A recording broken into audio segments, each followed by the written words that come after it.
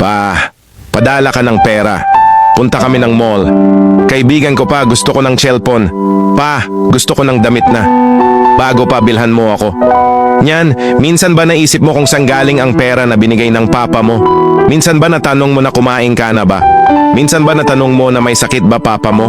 Kaya sa mga anak dyan, pahalagahan nyo ang binigay ng papa nyo dahil hindi nyo alam ang herap ng buhay magkapera lang at maibigay lang gusto ng mga anak papa.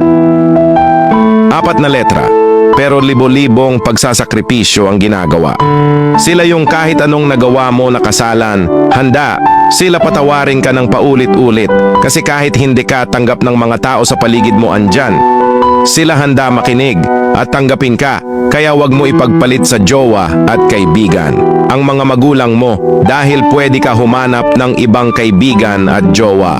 Pero ang magulang mo pag nawala, yan hindi muna mahahanap pa dahil isa lang ang papa at mama. Walang magulang ang hinangad na mapunta ang kanilang anak sa maling tao dahil kapag dumating sa punto na pagsawaan ka ng jowa mo, tandaan mo prinsesa ka palagi sa mga magulang mo.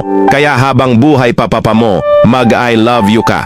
Araw-araw, huwag ka magsawa na sabihin ang salitang I love you. Hindi mo alam ang panahon, baka bukas wala na papa mo kasi aabot talaga tayo sa punto na mawala papa natin.